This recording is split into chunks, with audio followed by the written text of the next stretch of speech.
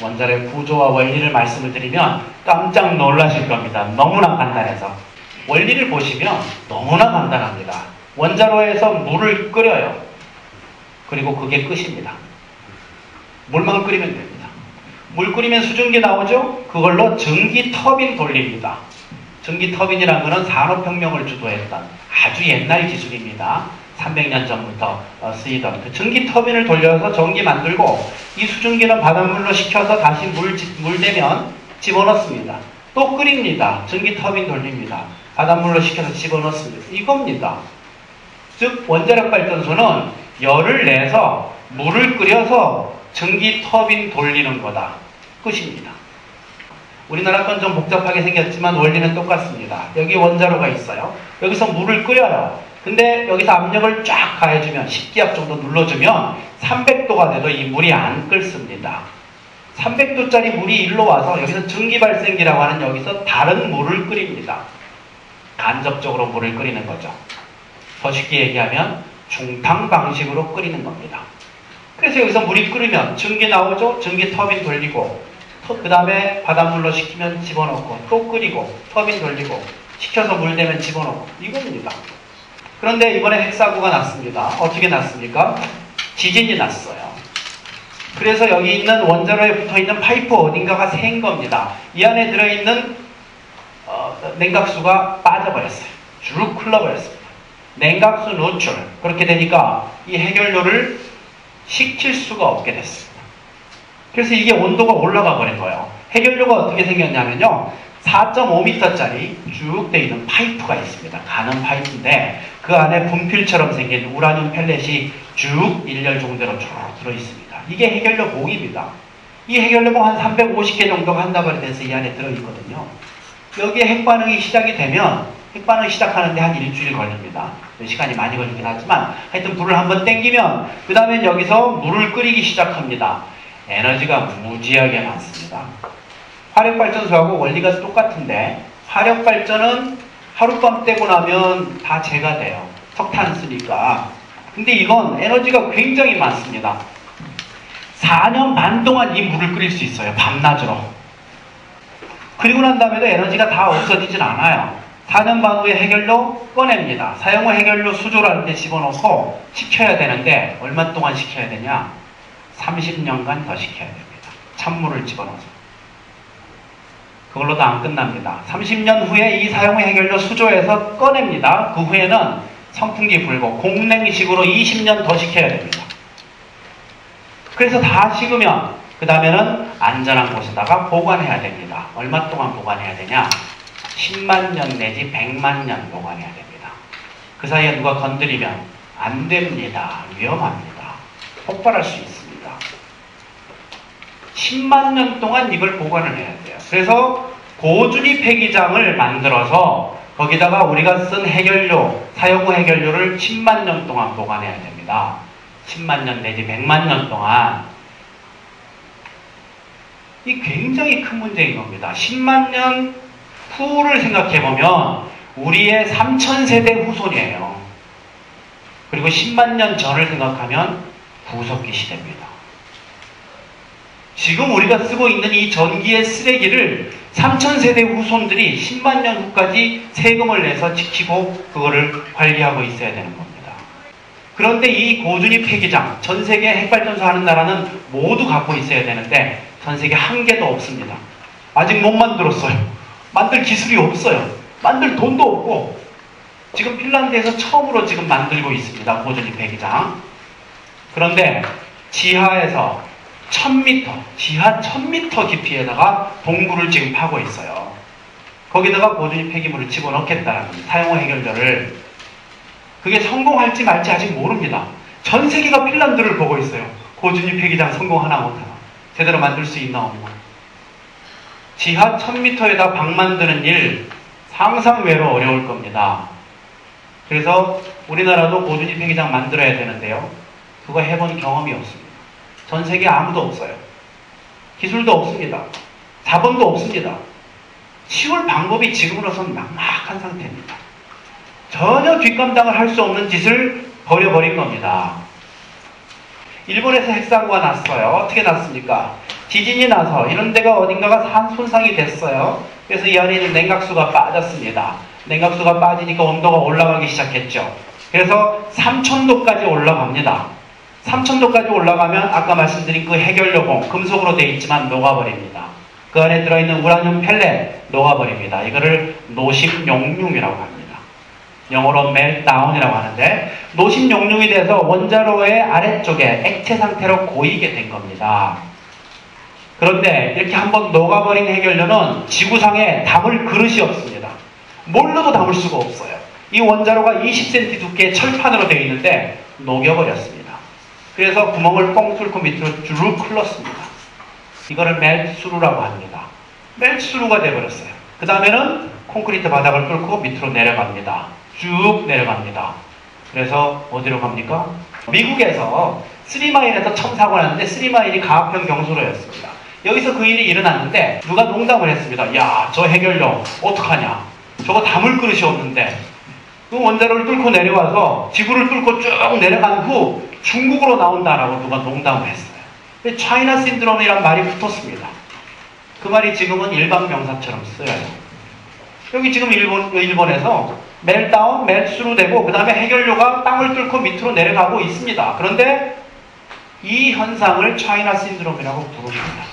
물 끓이는 방식이 직접이냐 간접이냐 주변 기기가 어떻게 생겼냐 아무 상관없는 겁니다. 원자로 안에서 노심용융이 일어나 버리면 주변 기기가 어떻게 생겼냐 아무 상관없는 거죠. 그래서 정부가 했던 말, 즉 원자로 구조가 달라서 저 일은 안 일어난다 라는 말은 거짓말입니다. 그리고 이 거짓말은 정부가 처음 한 것도 아니에요. 일본이 1979년도에 먼저 했었습니다. 3마일 사고를 봤을 때 일본 정부가 그 얘기를 했던 겁니다. 원자로 구조가 달라서 우리 일본에는 저런 미국과 저런 일은 안 일어난다 라는 얘기를 했던 겁니다. 그 거짓말을 우리 정부가 똑같이 따라하고 있어요. 이거는 지금 일본 정부가요 100% 멜다운, 그 다음 멜스루 여기까지는 일본 정부가 공식으로 인정했습니다. 그렇지만 차이나 신드롬에 대해서는 얘기가 없어요. 왜 없나 했더니 증거가 없습니다. 이 해결료, 녹아버린 해결료를 확인해 본 적이 없습니다. 불가능해요. 지금으로서는. 사람 집어넣으면 즉사합니다. 로봇을 몇 번 넣었어요. 바로바로 고장났습니다. 바로. 카메라도 몇 번 집어넣습니다. 이게 해결료 지금 녹은 거 어떻게 생겼나 보려고 바로바로 녹아버립니다. 고장나요. 사진 찍을 수가 없습니다. 지금 녹아버린 해결료 보신 적 있으세요? 어디선가? 아무도 찍어본 적이 없습니다. 이 녹아버린 해결료, 지금 땅을 뚫고 내려가고 있는 이 해결료는 아무도 볼 수가 없어요. 보는 자는 죽습니다. 그래서 마치 이 해결료가 인간 보고 이렇게 얘기하는 것 같아요. 나를 보는 자는 정령 죽으리라. 어떻습니까? 일본 전체에 얼마 정도가 오염이 됐습니까? 국토 전체의 한 70% 정도가 오염이 됐습니다. 세슘. 세슘으로 70%가 오염이 됐다는 건 뭘 의미합니까? 일본에서 나는 농산물과 축산물의 70%가 방사능에 오염이 됐다는 걸 의미합니다. 일본 사람들 밥상에 70%가 방사능에 오염이 돼 있는 거예요. 그리고 이 오염이 얼마 동안 지속되냐? 세슘은 방광기가 30년입니다. 그 방광기가 10번은 지나야죠. 300년 동안 이 오염이 지속이 됩니다. 일본 사람들은 그래서 앞으로 300년 동안 방사능에 오염된 음식을 먹어야 됩니다. 어떻게 될 것 같습니까? 그리고 여기서 일어났던 일을 한번 기억해 보십시오. 후쿠시마 제1원전. 여기에서 작년 3월 11일 날 지진이 왔습니다. 그리고 몇 시간 후에 쓰나미가 왔습니다. 쓰나미 때문에 2만 명이 죽었습니다. 2만 명의 시체가 널브러져 있는데 언제 치웠습니까? 이 시체를. 방사능에 그 다음날부터 오염이 되기 시작해서 아무도 들어가질 못했죠. 그래서 일본 정부가 자위대를 집어넣은 게 9월 말부터입니다. 3월 11일부터 9월 말까지 6개월 이상 봄이 다 가고 여름이 다 가도록 2만 구의 시체가 들판에서 썩은 겁니다. 아무도 수습해주지 못한 상태에서. 이런 일이 일어난 겁니다. 그리고 지금 여기서 방사능에 오염이 돼서 애들한테서 지금 코피난다, 설사한다, 어지럽다 이 세 가지 증상에 대한 얘기가 많이 나오는데 이 증상은 옛날부터 유명하던 겁니다. 히로시마 때, 나가사키 때 마찬가지입니다. 지금 학교를 가보면 유치원 가보면 애들이 코피 흘리는 애가 있고 설사하는 애가 있고 어지럽다고 엎드려 있는 애들이 있는 거죠. 걔들 계속해서 내부적으로 피폭되잖아요. 음식을 통해서 외부 피폭되고 오염이 지속되는 한 그 일이 계속되는 겁니다. 그 오염이 얼마 동안 지속이 돼요? 한 300년. 일본이 어떻게 될 것 같습니다. 저는 대충 이 방사능 피폭량을 제가 계산을 해보면 10년 정도 후에는 100만 명 단위로 생길 겁니다. 암 환자가. 1000만 명이 넘어갈 겁니다. 몇 천만 명 될 겁니다. 어떻게 될 것 같습니까? 일본이. 시간이 많이 걸리긴 하겠지만 이거는 운명이 꺾였습니다. 그리고 굉장히 중요한 내용. 이 고농도 오염된 이 지역의 넓이. 도쿄가 완전히 포함되어 있죠. 여기가 고농도 오염지역인데 이 지역의 넓이가 일본 전체의 한 20% 내지 25% 정도 됩니다. 그리고 생각해 보십시오. 이 넓이가 뭐하고 비슷합니까? 남한 넓이하고 비슷합니다. 뭘 의미합니까? 한국에서 핵사고가 나면 남한 전체가 고농도 오염지역이 됩니다. 그걸 의미하는 겁니다. 그래서 한국은 핵사고가 나면 일본보다 훨씬 빨리 부분이 기울 겁니다. 이게 전세계 핵발전소 현황입니다. 전세계에서 어디가 제일 많습니까? 핵발전소. 1등 어디입니까? 여기 정답이 있습니다. 1등. 미국 104개. 제일 많습니다. 2등 프랑스 58개. 3등 일본 54개. 4등 러시아 32개. 한국 21개. 5등 21개. 지금 그 사이에 2개 더 지었습니다. 23개입니다. 사고 난 지역을 보십시오. 미국에서 제일 먼저 났어요. 전 세계에서 핵발전소 제일 많은 나라에서 제일 먼저 터졌어요. 이거 기억해 두십시오. 그리고 두 번째가 체르노빌 사고인데 이 체르노빌은 우크라이나라는 나라인데요. 사고 날 당시에는 우크라이나가 아니었습니다. 소련이었습니다. 그래서 소련을 제가 여기서 계산을 해봤어요. 그랬더니 66개로 2등이었습니다. 전 세계 2등에서 두 번째로 핵사고가 났어요. 그리고 전 세계 3등이 프랑스인데 이거 새치기 당했고 4등이 일본인데 여기서 사고가 났습니다. 이건 뭘 의미합니까? 핵사고하고 관련이 있어요? 없어요? 이건 있는 겁니다. 여기 지금 핵발전소 1개, 2개밖에 없는 원자력 후진국들 많이 있지 않잖아요. 이 나라들은 사고 안 났지 않습니까? 왜 핵발전소 많은 나라만 순서대로 사고가 났냐라는 거죠. 첫 번째, 핵발전소 개수가 많다. 두 번째, 원자력 선진국이다. 세 번째, 원자력 수출국이다. 안 그렇습니까? 이 조건을 갖고 있는 나라에서만 사고가 났습니다. 순서대로.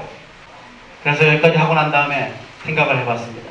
이 세 가지 조건을 모두 완비하고 있으면서도 아직 사고 나지 않은 나라가 더 있구나. 프랑스. 그 다음에 한국. 이게 1순위입니다. 이거 0순위, 1순위, 캐나다 2순위. 일본 54개 있었죠? 4개 터졌죠? 50개 남았죠? 지금 현재 가동 중인 거 몇 개입니까? 제로. 없습니다. 모두 세워놨어요. 일본 가신 분들 계시죠? 또 에스컬레이터 못 움직인다고 합니까? 엘리베이터 서 있다고 합니까? 아니에요. 다 갑니다. 블랙아웃도 없습니다. 공장 다 돌아갑니다. 그럼 뭘 의미합니까 이거? 일본이 34%거든요. 원자로가. 34% 정도는 아낄 수 있다는 걸 얘기하는 거죠. 원전 지금 제로인데도 전기가 다 나와요. 이건 뭘 의미해요? 일본이 34%를 아낄 수 있다면 우리나라도 할 수 있다는 얘기 아닙니까? 우리나라는 31%입니다. 31% 아낄 수 있어요. 그러면 핵발전소 모두 없앨 수 있다는 얘기입니다. 원자력 발전소 안전합니다. 저기서 사고 날 확률 100만 분의 1입니다. 이 얘기를 제가 직접 들은 게 3번이에요. 그리고 요즘은 텔레비에서 정부가 그 얘기를 합니다. 옛날부터 하던 얘기예요. 100만 분의 1. 그러려면 그 확률이 맞으려면 전 세계 핵발전소가 100만 개 있어야 돼요. 그리고 그 중에 하나가 터졌어야 돼요. 그게 100만 분의 1 아닙니까? 전 세계 핵발전소 100만 개 있나요? 아니에요. 442개 있어요. 하나 터졌나요? 아니에요. 6개 터졌어요. 100만 분의 1이 아니고 442분의 6. 이게 사고 확률인 겁니다. 100만 개 중 하나가 아니고 80개 중에 하나 터진 겁니다. 27%입니다. 지금 현재 하나 더 지어질 때마다 1%씩 증가합니다. 27%의 확률. 이게 뭘 의미합니까? 체르노빌이나 후쿠시마 같은 그런 사고가 한국에서 일어날 확률이에요. 아까 말씀드린 것처럼 우리나라는 땅이 좁기 때문에 어디서 사고가 나더라도 남한 전체가 고농도 오염지역이 됩니다. 어떻게 되겠습니까? 그런 일이 생기면. 일본보다 훨씬 빨리 망합니다. 훨씬 빨리. 땅이 좁기 때문에. 사망자 수도 훨씬 빨리 증가할 거고요. 민족이 끝나버립니다. 300년 내지 500년 동안 오염된 땅에서, 오염되지 않은 땅이 없는 땅에서 민족이 말살됩니다. 나라가 그냥 망하면 100년 내로 다시 일어날 수가 있어요. 사람만 살아있으면. 그렇지만 땅이 오염된 상황에서는, 그리고 건강한 아이들이 못 일어나는 상황에서는 못 일어납니다. 나라가 망하는 게 아니라 민족이 말살이에요. 그 확률이 일어날 확률이 27%인 겁니다. 그래서 이 27%의 확률을 껴안고 갈 거냐, 아니면 여기서 털고 갈 거냐, 지금 결정해야 된다. 이게 제 생각인 겁니다. 이 확률을 제로로 만드는 방법 딱 하나밖에 없죠. 뭡니까? 탈핵입니다. 핵발전소 모두 없애는 길뿐입니다. 탈핵으로 갈 거냐, 아니면 죽음의 길로 갈 거냐, 둘 중 하나 선택하는 수밖에 없습니다. 오래된 것일수록 고장 많이 납니다. 우리나라에 34살짜리 원자력 발전소 있어요. 4년 전에 수명이 끝났습니다. 그런데 수명 연장했어요. 돈 좀 더 벌겠다고. 당연히 고장 나겠죠? 고장 나잖아요. 고장 나고 사고 났는데도 은폐하고 있다가 이번에 들켰죠? 그래서 지금 5명이 감옥에 갔습니다. 우리나라 핵발전소 사고 몇 번 일어났냐? 656번 사고 났습니다. 여기까지는 괜찮은데 은폐 사고들이 많았어요. 이번 이 사건 아시죠? 올해 2월달 고리 1호기에서 전원 상실돼서 원자로 온도가 올라갔잖아요. 비상기절 밝힌 트럭인데 안 돌아갔죠? 그래서 과거 한 달 전에 점검했을 때 그때는 잘 돌아갔다고 하죠? 근데 그 전에는 또 안 돌아갔었어요. 돌아갔다 말았다 했던 놈이에요. 그러니까 비상기절 발생이 안 되니까 사람이 나가서 전기선을 끌고 막 뛰어 들어와서, 그래서 이제 원자로에 연결을 해서 시키기 시작한 거죠. 이거 지금 전기를 조금만 늦게 가졌으면 이거 다시 노식농농 가는 겁니다. 굉장히 위험한 상황이었어요. 근데 이 사고가 났는데 한 달 동안 은폐하고 있어요. 그런 사고들이 많았습니다. 여기 보시면 월성 1호기 냉각수 누출 사고 2번이나 있었는데 국감 때 들켰어요. 월성 1호기 방사선 누출 1년 뒤에 보도됐어요. 원래 법에는 사고가 나든지 고장이 나면 24시간 내에 국민들에게 알리도록 되어 있습니다. 왜냐하면 이 사고가 나면 국민들이 큰 손해를 볼 수 있으니까 미리 대비하기 위해서 법이 그렇게 돼 있어요. 근데 지금 몇 년이 지나도록 보고를 안 한 겁니다. 핵사고는 한 번 나면 끝이다. 민족이 멸살이다. 이렇게 말씀을 드렸고요. 그래서 핵사고는 절대 일어나서는 안 됩니다. 그러나 지금 현재 우리나라에서 핵사고 날 확률 얼마입니까? 27%입니다. 그리고 하나 지어질 때마다 1%씩 증가합니다.